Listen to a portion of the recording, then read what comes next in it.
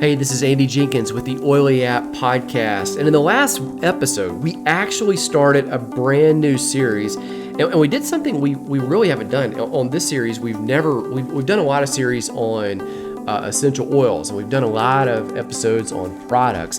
We've never really just done a series and said, you need to take a look at the business model for Young Living essential oils. And so that's really what we're doing in this one, is we're going to take a look and say, hey, like I talked about last week, hey, most people are trading time for money, and they're stuck in this constant rut of time for money, time for money, time for money. Now, if you want to catch that episode, go back and just listen to episode number 87, or better yet, go to oilyapp.com/boost, and you can watch the video. It is on that landing page, on that webpage, absolutely free. You can stream it, or you want to go ahead and watch all 4 videos that we have related to Boost. Just jump on into Oily App Plus, Oily App Pro, and grab it. There's also a book, links down in the show notes to the book that's on Amazon right now. Here's what I want to do in this series, or in this episode right here, is I want to take that conversation a little bit farther, and I want to talk about the 4 mind shifts that you got to make if you're going to jump off that time for money tango. So let me just outline what they are really quick so that you know what to listen for, and then we're going to roll right into the audio from that video lesson. So here it is. Number 1 is you've got to be open to earning residual income using a duplicatable model. Now, if you don't know what residual income is, not a problem. We're going to define it in just a second. Number 2, you've got to be willing to take an honest look at network marketing as a viable business model. Now, I know a lot of you have heard things about pyramid scheme, all of that. We're going to talk about that and say, hey, what really is network marketing? How does it work? Let's just be honest. After all, you owe it to yourself, no harm, no foul, in just getting the information. Number 3, you've got to be willing, and this sounds so counter to what most people think. That's why it's a mind shift. You've got to be willing to not sell a bunch of stuff that people don't want, don't need, don't know how to use, don't want to buy, will only buy one time. And that seems to be one of the things that people lock onto with network marketing is, oh, if I sign up, I got to sell a bunch of stuff. Or if I do the business, I gotta sell a bunch of stuff. Nope, not if you want to succeed. You don't. That's mind shift number 3. Mind shift number 4 is this. You must take note of the global economic trends. There are 2 that we're going to mention, and then you've got to be willing to work with those global economic trends. You've got to be willing to work with them rather than against them. So those are the 4 big points to listen to as you get into this. I'm Andy Jenkins. Comments, questions, concerns, any other thing, fire those right back at us. All the links for everything you need are down in the show notes.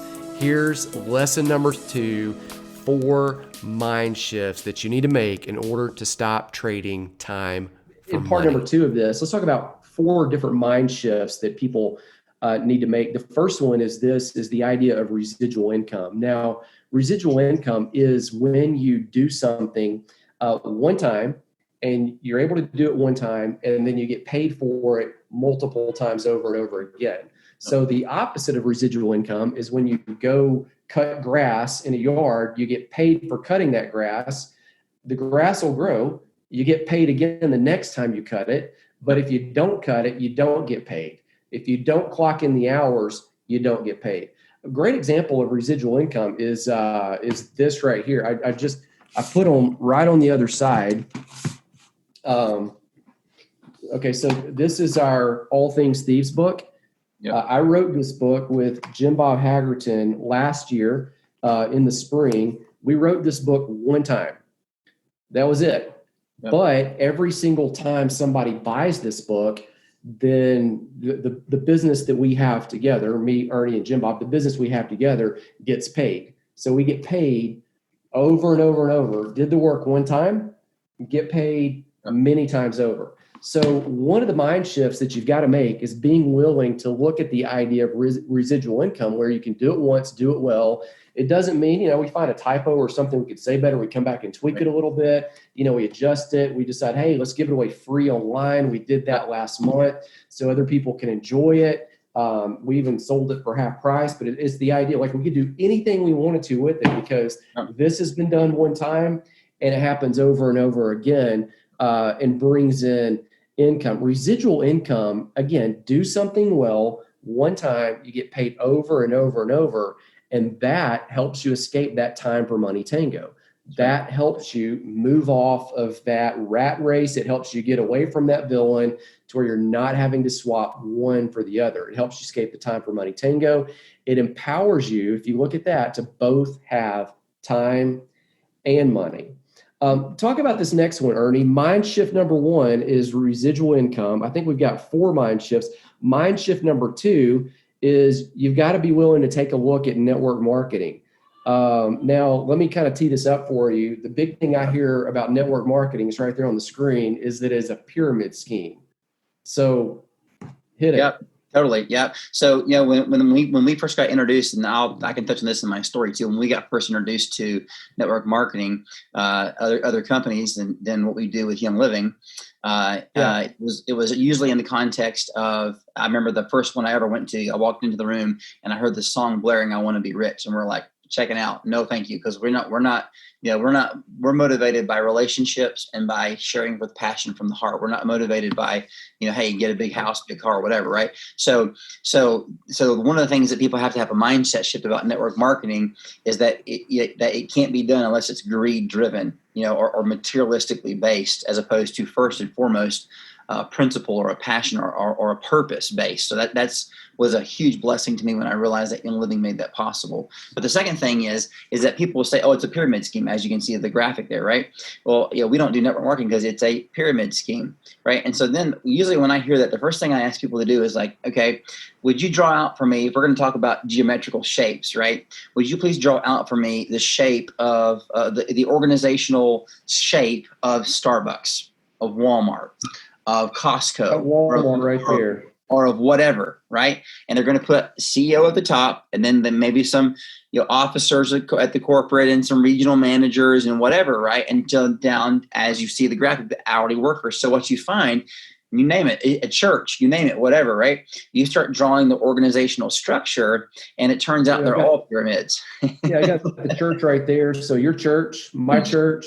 Yeah. I mean, they may have different names. It may not be the church board. It may be something else, but yeah, it may be one elder and multiple deacons, maybe multiple elders and whatever it is. You draw out. We got this one right here. The president of the USA, and we're arguing about it right now. Again, we're not going to get political right now. The big conversation is, should the guy at the top make the decision, or he's trying to defer it to the people at the state level, and some of them are going, "Oh, we don't want to do it."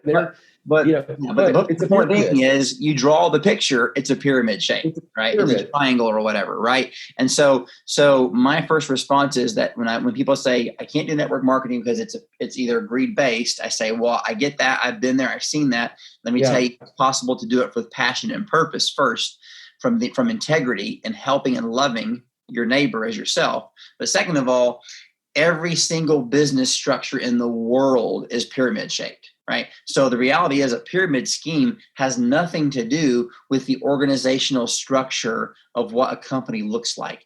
But in reality, if you want to properly define what a pyramid scheme is versus a legitimate business, is a pyramid scheme is one that makes tons of money off of signups, right? As opposed to a business that makes money off of the delivery of goods or services. That's what makes a legitimate business, because they all have the same organizational structure, right? Which is a pyramid. All right. So when we talk about pyramid, what we need to do is limit that to the structure, not necessarily pyramid equals structure. Pyramid does not equal scheme. Is that right? That's right. Because what they assume is, when people associate the structure, right, with a pyramid scheme, they're saying you want to be higher up the structure to get paid. But in reality, for a good business model, that's even network marketing, that's not true. Well, that leads into a great point right here we have on the slide. Okay, so it's a legitimate business model. Now, at Walmart, the government, the church, your current job, you're never going to be able to surpass the person above you or make more money than the person above you unless they're gone. Right. So nobody's going to become the president in the United States right now unless the top guy's gone. Right. The only way to get there, whether or not you like them or not, is irrelevant. Yep. But in network marketing, the misconception is that the person that's below you will always be below you. What you find out is that's not necessarily true. Is those people can surpass you in rank, income. I mean, you guys are the same rank as the person above you now, which that would never happen in any other organizational structure. That's right. We have the same rank. We have the same, pull and influence, and we have earned, we earned the ear of people in places of, at the corporate level, because we've earned this by the grace of God. We've earned the same rank. We worked hard. My wife's done an amazing job. She's been so much of her sharing and her passion, and me helping and supporting her. And we're both now the same rank. And so the reality is that we will never structurally be above the person that signed us up, but we're at the same equal rank because our team has grown and prospered. Well, she's at the top rank, but in theory, if she was not at the top rank in the company, you could get to the top rank before her. That's right. You could surpass the people above you just because the quality has nothing ultimately to do with the structure, but it has to do with the actual business that your team builds and the goods or services that you provide, which is the key marker. You bring value to the marketplace. Yep. That's a good. So the irony is, I think, is this twofold. Number one, you'll always be limited unless, oddly enough, you get into the one pyramid that people accuse of being a scheme. Right. So you go work at Walmart, you're never going to be the CEO. Right. You go in your current job, probably not going to be the CEO, probably not going to hit that top rank. But if you get into a network marketing opportunity, you can get to that top level rank, which you guys have done. Irony number two is, this one's important. If you follow the masses, you're always going to get the exact same result they've gotten. It always shocks me that people would bring me something negative about network marketing, and I would just ask them, well, man, that sounds off the wall. Like I would actually disagree with, like, I wouldn't want to be involved if what you're saying is true. Where did you learn that from? And then they'll give me the name of someone who never made it.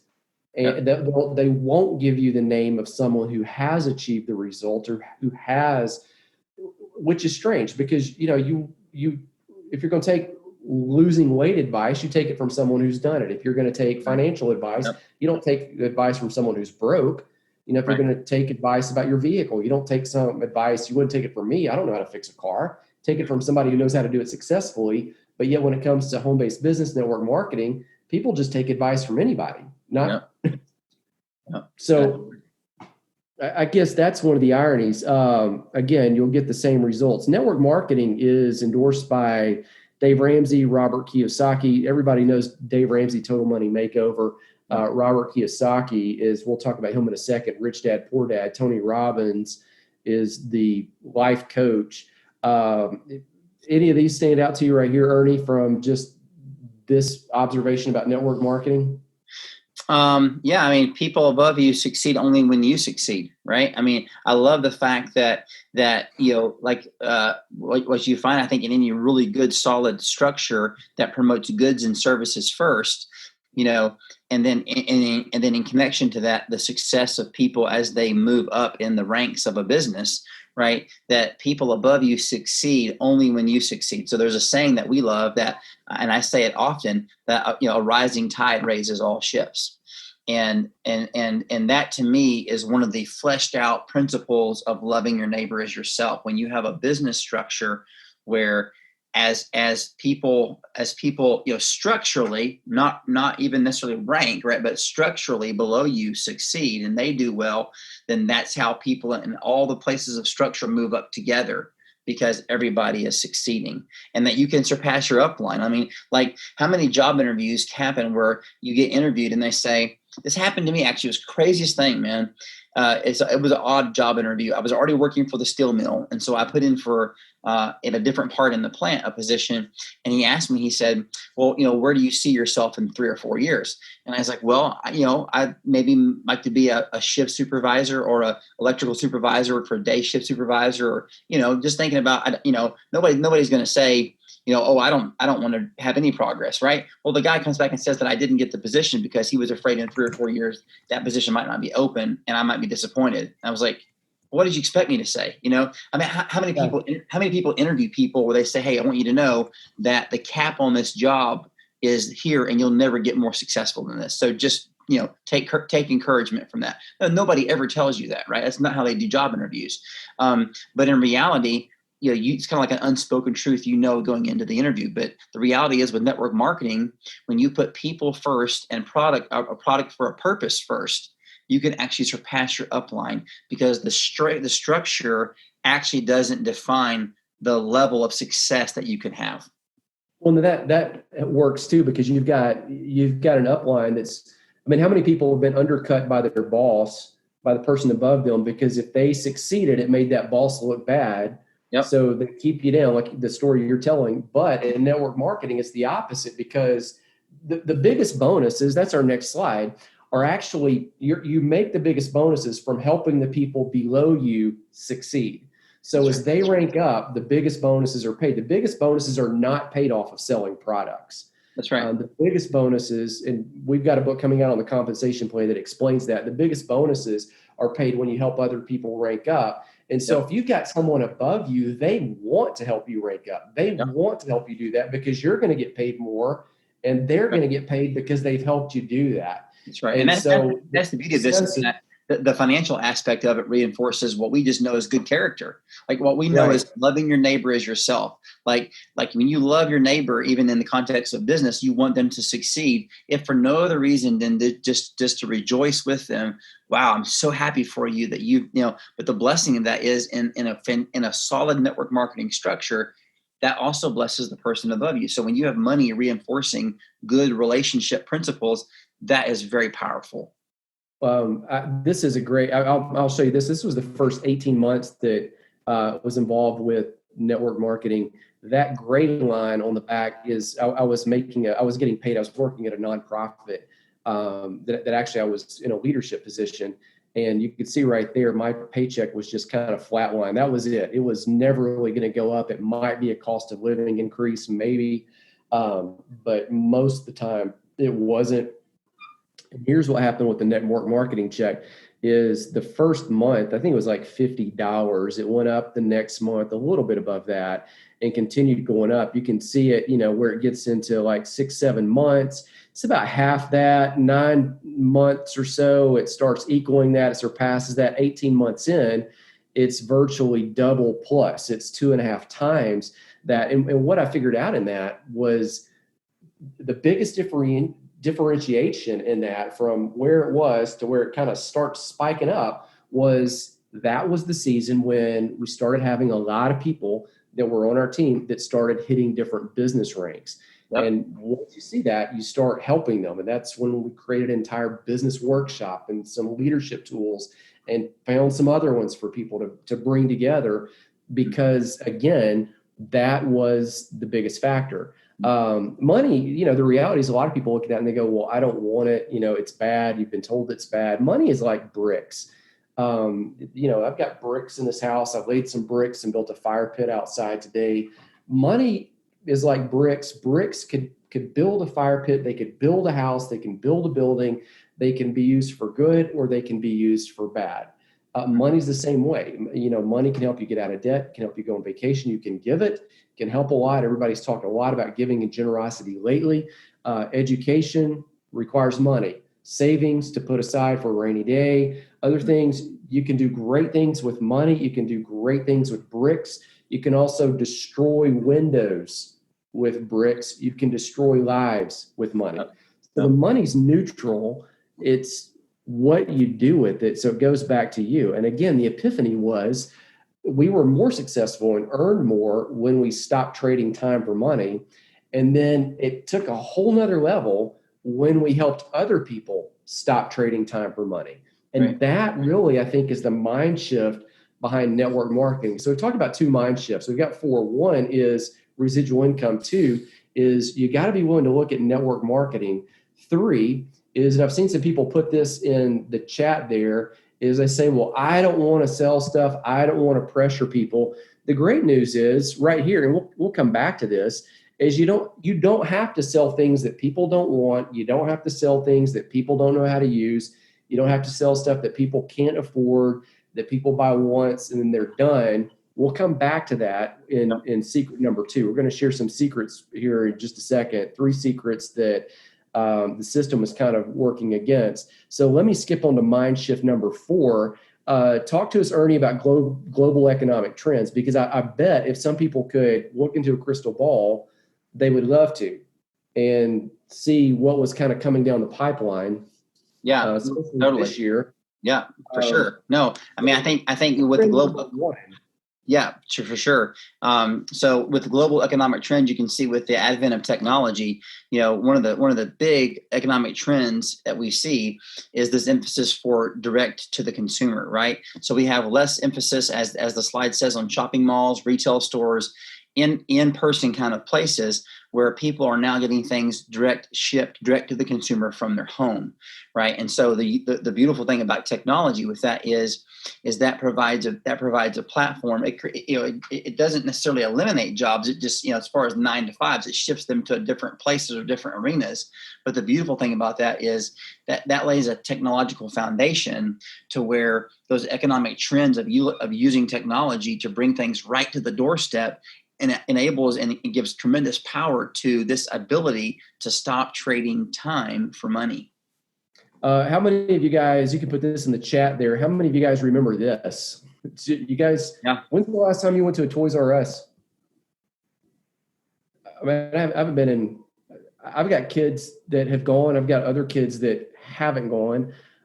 This one right here, I have one boy that used to go there with me every Friday because he would want to get, they had a quarter gumball machine, and if you got a blue one, you got a free rental. So this kid, it was Levi actually, he would put probably $3 worth of quarters in to get a free 99-cent rental. But he remembers the gumballs. He doesn't remember that it was Blockbuster Video. Right. And then even now you see, like, what's the one? Is it Redbox? I can't remember. Redbox? So like now, like I feel like out in front of Dollar General or whatever, but now they're more like things of nostalgia. Like you get a $1 rental if you happen to have a DVD player, right? My kids have no idea that you could go and that they might not have the movie that you wanted, and you might have to come back, another day, and it might be weeks before you could actually get to the rental because they were. But that big box is gone. The only mentality that they have now is you just walk over to the television in the other room, you click a few buttons, and you just on demand it. That itself is a great example of the global trend of, I, as a software developer, my background in engineering, and now here I'm, doing some code stuff as well with Oli app, whatever. But, once those recorded files, right, for video or whatever are on their server, we go and we purchase access to those videos. That one video in the server somewhere, right, that gets distributed across multiple servers to all these delivery points of our computers. It was recorded one time, right? And now they're getting paid again and again as we go back and we do those things because of the global trend of utilizing technology to transform how we view the delivery of goods and services. Oh, and somebody asked me in the chat window, are both of these are closed? Yes, both of those are closed because now people have other methodologies to get the toys. They just get online, look at it, get it shipped, get it delivered. Blockbuster, everybody knows all the variations of that. I mean, goodness sake, how many of you have watched Tiger King, right? You didn't have to go wait to see if Tiger King was rented. You just stream it, right? This one right here is not closed, Barnes and Noble, but it does show the trend is, I think that store, didn't they used to carry like 40 or 50,000 books, and now they carry about 10,000? Yeah. Because they're carrying Legos, they've always carried magazines, but they carry pens, coffee mugs, journals, markers, calligraphy pens. And it's turned into really kind of a meeting area where people go and they hang out and they drink coffee. And my kids love going there. I like going there. I'll go sit there and hang out for hours and talk to somebody in the window in the front of the Barnes & Noble here up at the Summit. But there's been a shift. Like if I need books, I might go there. I might just get it online. It's more of